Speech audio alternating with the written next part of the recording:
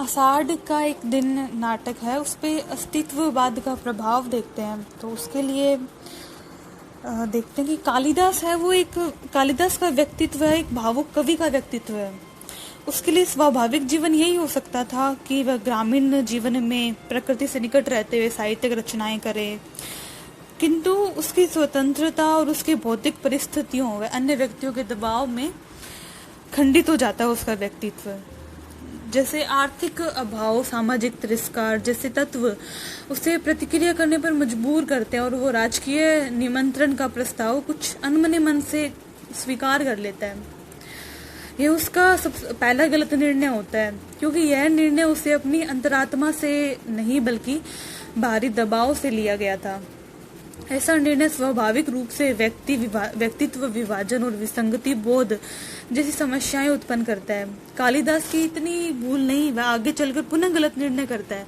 कश्मीर का राजा बनने के लालच में अपने मूल व्यक्तित्व को ही पूरी तरह भुला देता है।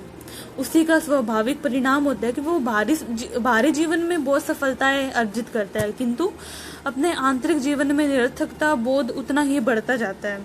इसी संबंध में वो कहता है, तुम्हें बहुत आश्चर्य हुआ था कि मैं कश्मीर का शासन संभालने जा रहा हूँ।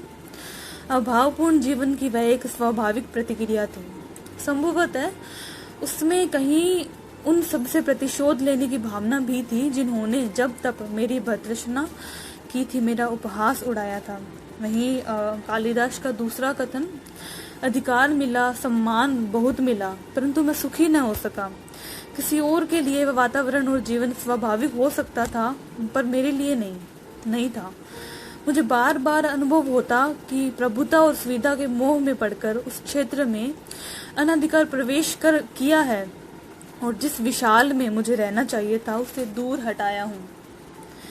वहीं गलत निर्णयों का स्वाभाविक परिणाम यही होता है कि जीवन विसंगतियों से भर जाता है। विसंगति बोध एक निरंतर चलने वाली झटपटाहट है, जिसमें जो मैं हूँ और जो मुझे होना चाहिए का संघर्ष निरंतर चलता रहता है, और यही संघर्ष विफलता की ओर लेके जाता है।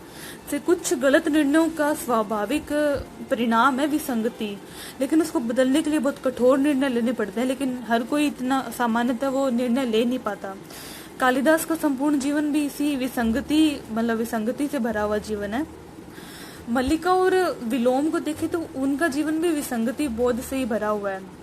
जैसे कालिदास का कथन है, मैं अपने को आश्वासन देता रहा कि आज नहीं तो कल मैं परिस्थितियों पर वश पा लूंगा और समान रूप से दोनों क्षेत्रों में अपने को बांट दूंगा, परंतु मैं स्वयं ही परिस्थितियों के हाथों बनता और चालित होता रहा।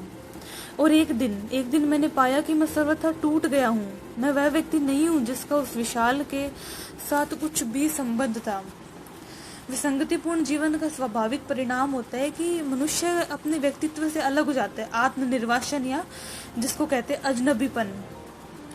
जब व्यक्ति ऐसी परिस्थितियों में जीवन व्यतीत करता है जिसमें बने रहने के लिए उसे बार बार अपने स्वयं की हत्या करनी पड़ती है, तो धीरे धीरे उसके लिए अपने मूल व्यक्तित्व को पहचानना भी मुश्किल हो जाता है। यही सिचुएशन इस नाटक में कालिदास की हुई है। कालिदास स्वयं कहता है, संभवतः पहचानती नहीं हो और न पहचानना ही स्वाभाविक है, क्योंकि मैं वह व्यक्ति नहीं हूँ जिसे तुम पहचानती रही हो, दूसरा व्यक्ति हूँ। सच कहूँ तो वह व्यक्ति जिसे मैं स्वयं भी नहीं पहचानता हूँ।